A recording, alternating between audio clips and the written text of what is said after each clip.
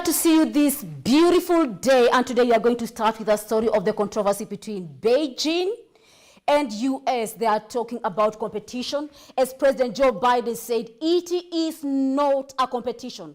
Biden accused Beijing of cheating, unveiling 100% tariff on Chinese EVs.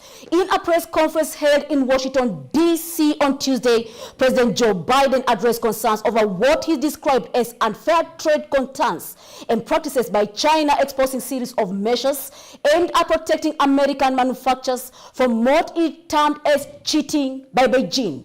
Good afternoon. This is the ambassador. With me, your ambassador, Jennifer Macau. Now, as we continue with our story, now President Joe Biden announced significant tariffs on Chinese imports, including electric vehicles, that is the EVs, solar panels, and semiconductors, in a bid to safeguard America's industries from market saturating and all clashes. Well, President Joe Biden announced including 100% tariff of Chinese-made electric vehicles, highlighting concerns over Chinese excessive production, capacities flooding global markets, a move underscoring the administration's commitment to prevent unfair competition and protect domestic industries. Furthermore, the president outlined plans to increase tariff on these Chinese solar panels from 25 to 50%, citing China's subsidization practices leading to market saturation and closures of manufacturing companies, that is in Europe.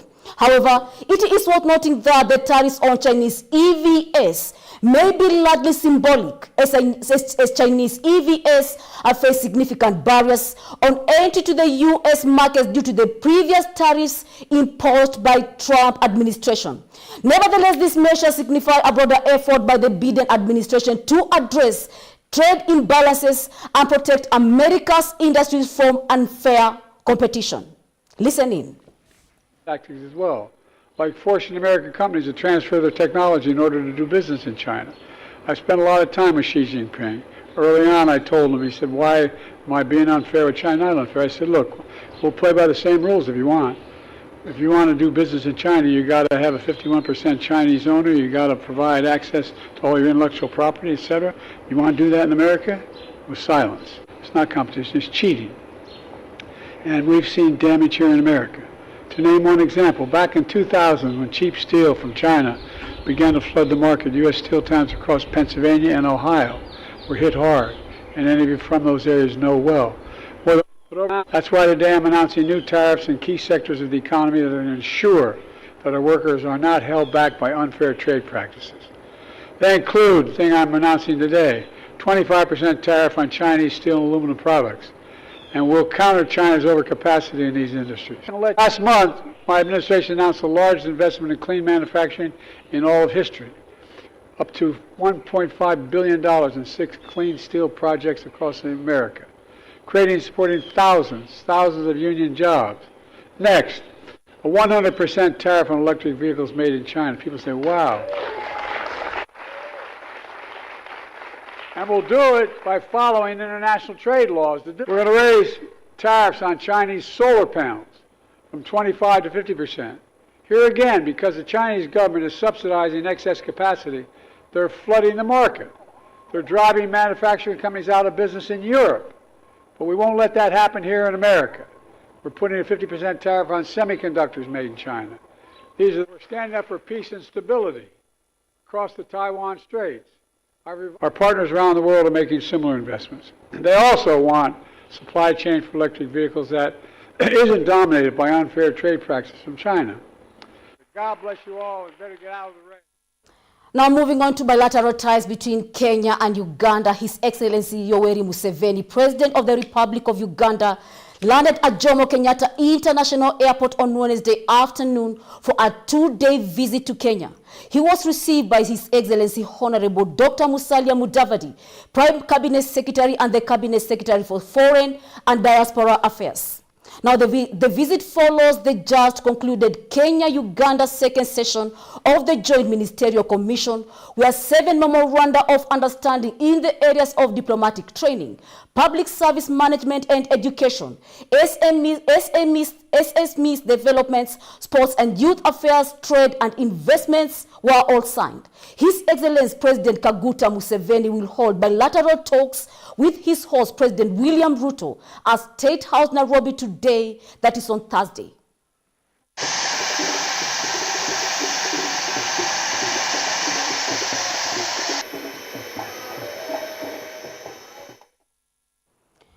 Well, I have a story for you for International Day for Families as the First Lady, Mama Rachel Ruto, officially launched the national policy on family, promoting and protection, an initiative of the Ministry of Labor and Social Protection. The policy was launched during the International Day of Family celebration at KICC, that is on Wednesday, with the theme Climate Change and Impact on Family Well-Being. Mama Rachel Ruto called on parents in the nation to adopt a positive parenting and enable full development of a child by using a nurturing, empowering, non-violent approach. She further asked families to take an active role in the promotion, protecting and conservation of the environment, with emphasis on reducing the impact of human activities such as deforestation and industrialization that have greatly contributed to the climate changes that we are facing and experiencing today. Here is more. Counties. This year, the Family Promotion and Protection Fraternity is privileged to have you, Your Excellency, the First Lady of the Republic of Kenya, Mama Rachel Ruto, who is also the champion of children in Kenya, to grace this occasion and launch the National Policy on Family Promotion and Protection 2023. Your Excellency, we sincerely thank you for honoring our invitation amidst your busy schedule to join us to celebrate families in Kenya. Your Excellency, the family continues to be affected by numerous challenges that are detrimental to the well-being of men, women, boys, and girls in families. The challenges range from domestic violence, homicides, negative impacts of technology, child neglect and abuse, and impacts of insecurity and conflicts, poverty, vulnerability, climate change impacts, just to name a few. According to the State of Life, Family and Faith Report of 2023, the family space is today characterized by increased incidences of divorce and separation, where divorce cases among women is higher than men, with 11% of women more likely to be divorced as compared to 5% of men. Experience destruction of homes, livestock, farms, farm produce, livelihoods, and critical infrastructure. Some lost their loved ones. Our hearts go out to those affected and wish them God's peace as they navigate this difficult time in their lives. We asked God to give us rain during the drought, and He answered our prayer. In this rainy season, we have asked God to give us enough rain, according to Psalm 65, verses 9 and 10, and I quote, "You care for the land and water it. You enrich it abundantly. The streams of God are filled with water to provide the people with grain, for so you have ordained it.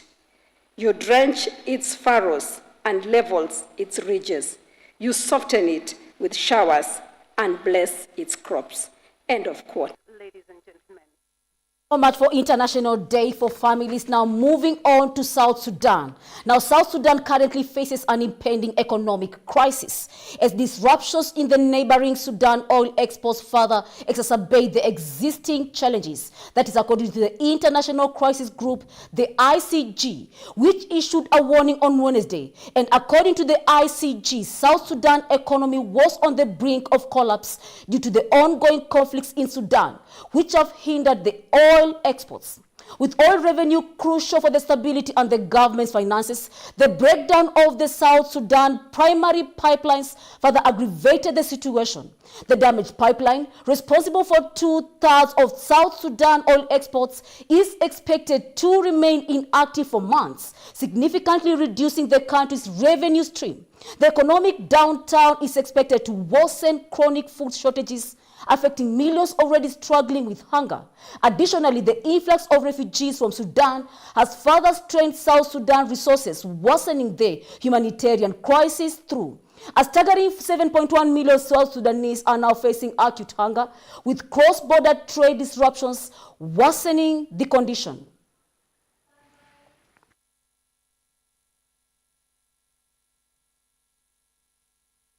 Now moving from South Sudan, let's go to Gabon. You have a story coming from there as former President Ali Bongo, along with his two youngest sons, that is Jalil and Bilal, embarked on a hunger strike, protesting what they alleged as their confiscation and instances of torture against family members.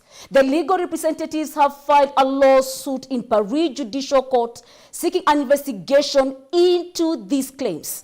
Lawyers Francois Zimmerey and Catalina de la Sota, responsible in leading the legal charge, aim to bring attention to the alleged injustices faced by the Bongo family through their move, which comes ahead of the scheduled visit of Gabon's current leader, that is General Brice Oligui Nguema, to Paris.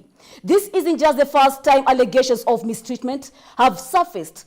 Earlier complaints by Ali Bongo's wife, we are talking of Sylvia Bongo, were dismissed, but this latest legal action is pressing forward, highlighting claims of illegal arrests, aggravated appropriation with torture, and barbaric acts. The legal team asserted that Ali, Sylvia, and their sons, who told French nationality, have faced grievous treatment since the August 2023 coup that ended the Bongo dynasty for 55-year rule. General Oligui Nguema, who assumed power after the coup, has yet to respond to these latest developments.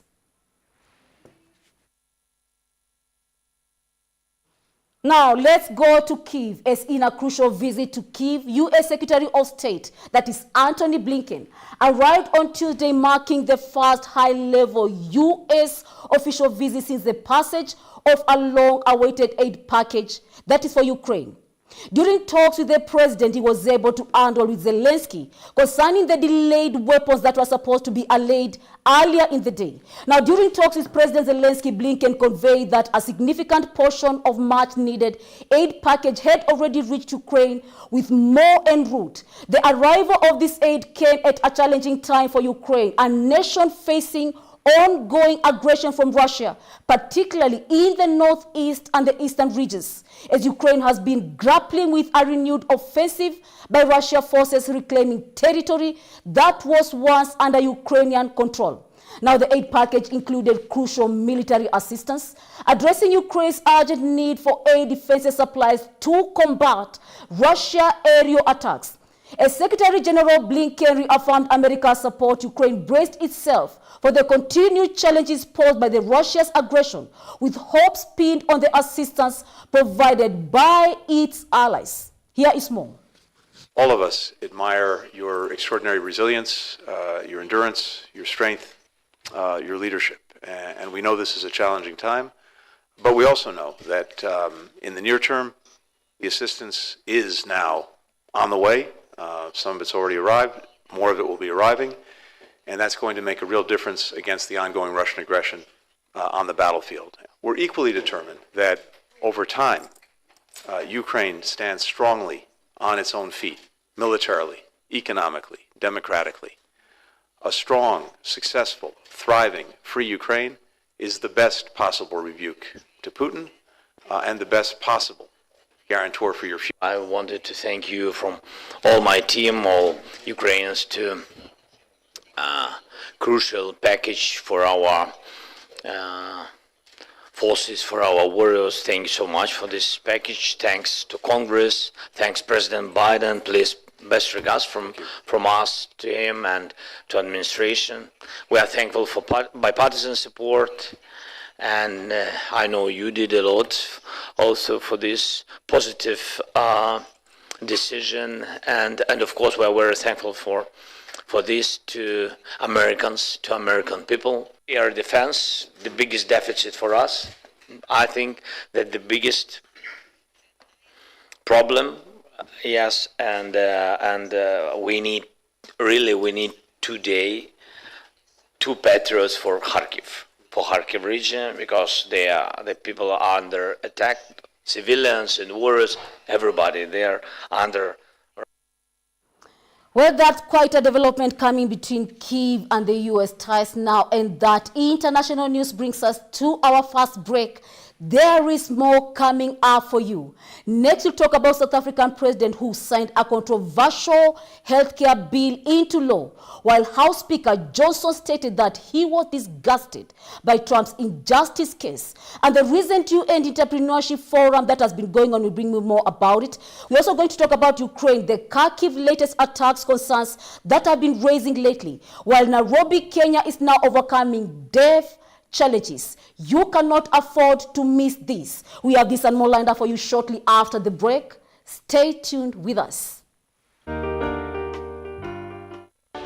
So through the 4 gospel books, Matthew, Mark, and Luke, John, we can know the heart of Jesus in depth. 그리고 우리가 느끼는 그 예수님을 성경을 통해 느낄 수 있어서 너무 감사합니다. And the Jesus that we can feel him through the scriptures, and I'm very thankful about that. Jesus Christ came to this earth for our 죄를 sins. 지셨고 He carried our sins, 십자가에 못 박혀 주고 죄의 형벌을 당하셨고 and he was crucified, and he received the punishment for sins, 무덤에 들어가셨다가 and he was put into the tomb 사흘 만에 부활하셨습니다. and resurrected in 3 days. 이것이 우리가 말하는 복음입니다. This is the gospel that we speak, 예수님께 우리 죄를 위해 죽으신 이야기. about how Jesus died for our sins. The purpose of Jesus being 우리 crucified, 죄를 담당하기 위하여 십자가에 못 박혀 죽으셨습니다. he was crucified to pay for our sins. 예수 십자가에 못 박혀 죽으심으로 우리 죄가 분명히 씻어졌는데 And through Jesus being crucified, clearly our sins have been washed clean. 참 안타깝게도 많은 사람은 여전히 죄인이라고 말합니다. However, unfortunately, many people still say that they are sinners.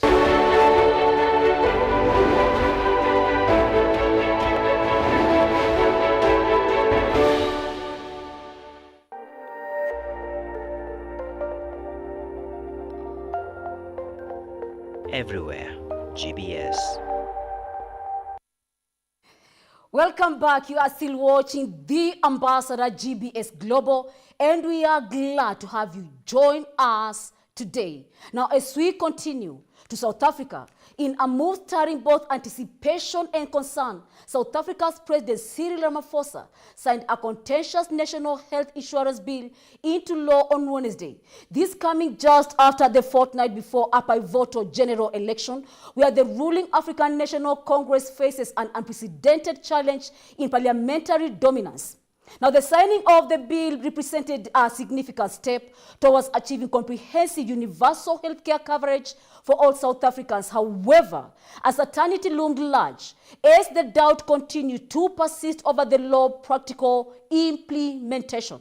Now, the critics feared that the noble intentions behind the bill could be marred by systematic corruptions and fiscal limitations as South Africa grapples with funding shortages which hamper the delivery of even basic public services.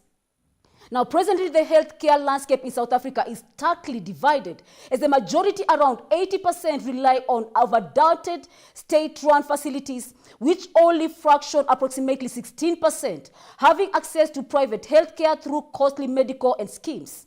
Ramaphosa's critics allege that the timing of the bill's enactment was politically motivated, aiming to shoring up support for the beleaguered.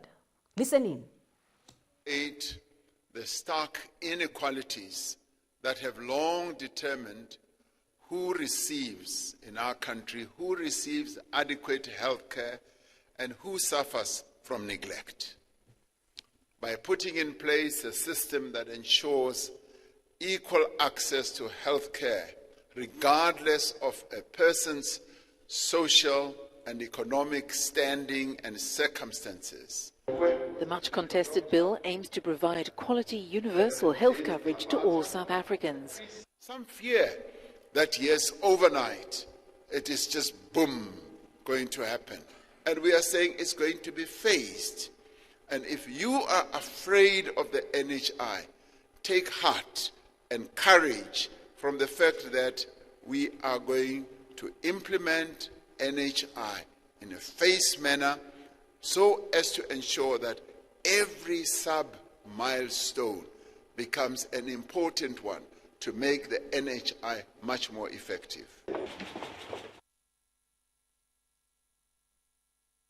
To the United States, where the hush money Trump's trial seems to have brought some controversies, as the United States House Speaker Mike Johnson delivered a scorching rebuke outside the Manhattan court that was on Tuesday, denouncing what he characterized as travesty of justice in the ongoing hush money trial involving former President Donald Trump. Speaking in support of Trump, Johnson condemned what he perceived as deliberate efforts to sideline the former president from political arena. Now, Johnson also went further to highlight what he saw as transparent motives behind the actions, targeting Trump, alleging that they were designed to detain him under his ability and campaign effectively. The trial revolves around 34 felony charges against Trump related to falsifying business records and concerning reimbursement for hush money payment made to an adult film star prior to 2016 election. Now, despite the severity of the charges, Trump maintains his plea of not guilty. Listen in. I told him I wanted to be here myself to call out what is a travesty of justice, and I think everybody around the country can see that. President Trump is a friend, and I wanted to be here to support him. I'm here speaking with you outside because the court won't allow us to speak inside the building. He is not the bookkeeper for his company. President Trump, they are doing this intentionally to keep him here and keep him off of the campaign trail. And I think everybody in the country can see that for what it is. I'm an attorney. I'm a former litigator myself. I am disgusted by what is happening here, what is being done here to our entire system of justice overall. The people are losing faith right now in this country, in our institutions. They're losing faith in our system of justice. To rein in the abuses of Special Counsel Jack Smith. The latest revelation is that what we've got here is a partisan Democrat district attorney. We have a Biden donor judge, and we have an assistant DA who was recently a top official at the Department of Justice, Biden's DOJ, and recently received over $10,000 in payments from the Democratic National Committee. The star witness here is Michael Cohen. I just listened to a few moments of his testimony this morning, and it is consistent with what he's already done.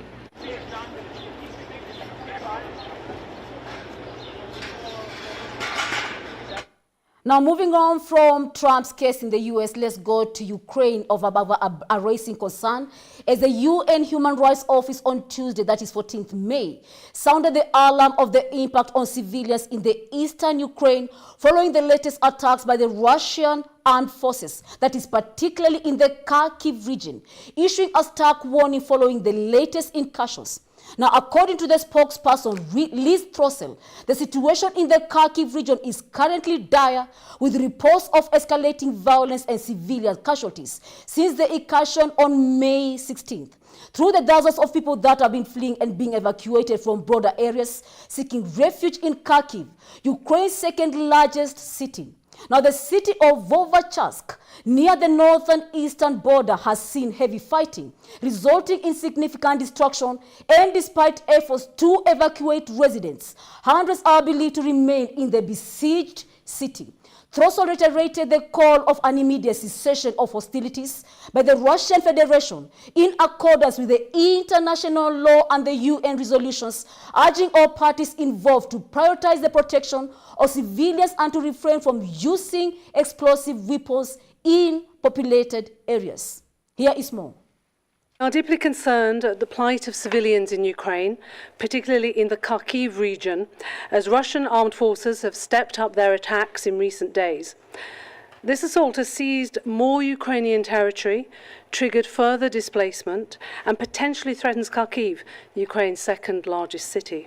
Our human rights monitoring team in Ukraine, which is continuing to analyse information from the ground, has verified that at least 8 civilians have been killed and some 35 injured in the Kharkiv region since last Friday.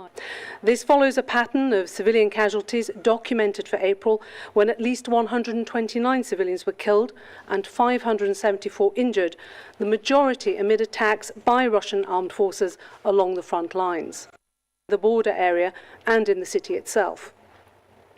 Continuing attacks on Ukraine's energy infrastructure, which since March have affected millions across Ukraine. Now let's move from Kyiv to an entrepreneurship forum that happened in Manama. As the 5th edition of the World Entrepreneurs Investment Forum got underway on Tuesday in Bahrain capital, that is Manama, with main key focus particularly on the Arab African regions. The World Entrepreneurs Investment Forum, held under the auspices of the United Nations, commended in Manama, Bahrain, aiming to address pressing global issues through entrepreneurs and innovation. Now, with a focus on advancing the United Nations 17 Sustainable Development SDG goals, delegates from various sectors convened to strategize on tackling the challenges such as poverty, inequality, and climate change, as well as justice. Now, stressing on the importance of the collective action, Fatou Hayadara, Deputy Director General of the United Nations Industrial Development Organization, that is UNIDO, highlighted on the necessity for collaboration among the diverse stakeholders, including policymakers, academia, and financial institutions. Collaborators of the forum included prominent entities such as the League of Arab Leagues and the United Union of Arab Chambers and the Arab Bank for Economic Development in Africa, reflecting a broad coalition of regional and international support. Now, the forum, which aims to empower entrepreneurial leaders to drive sustainable development, will be supposed to conclude on May 16th. World Entrepreneur Investment Forum. You know, the private sector has a critical role to play when it comes to economic development. And SMEs, especially in the developing world, SMEs plays a critical role in terms of value addition, in terms of job creation. I read that 60 to 70% of the jobs are created by SMEs. So this shows the importance of such gathering, not only for private sector, but also all the actors, policy makers, academia, investment and financial institutions to get together, see how we can accelerate the implementation of the SDGs. Now, the NATO Secretary General Jens Stoltenberg delivered a sobering message during an online conversation at the 2024 NATO Youth Summit in Brussels that was earlier on Monday. Underscoring China's role in facilitating Russia's actions in the region, the conflict in Ukraine escalated when Moscow launched a military offensive in the late February 2022, following its recognition of the independence of the Donetsk and Lugansk People Republics, as Russia's move was based on its assertion that Kyiv had failed to uphold the special status of these regions under the 2014 Minsk agreements. Now, Stoltenberg's remarks served as a stark reminder of the ongoing challenges facing Ukraine, broader implications of conflict for international security. Listen in. The main country that is enabling Russia to conduct its war of aggression against Ukraine in Europe is China.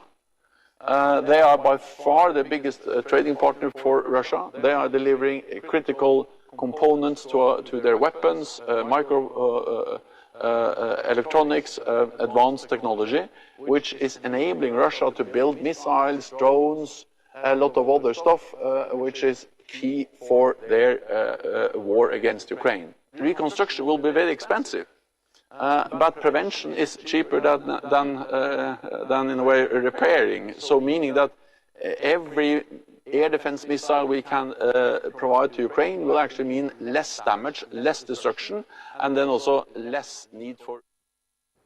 And that international news brings us to the end of our GBS Ambassador Global News. It's been a pleasure having you on board, joining us to the end. We'll keep you more updated here at the Ambassador, where we bring you the latest developments as you keep it locked with us. Well, I've been your Ambassador, Jennifer Macau, and I'm looking forward to seeing you same time tomorrow at the Ambassador GBS Global, same time, same place, from Monday to Friday at 1 p.m. And may you all have a superb and the most beautiful and a wonderful afternoon. See you then.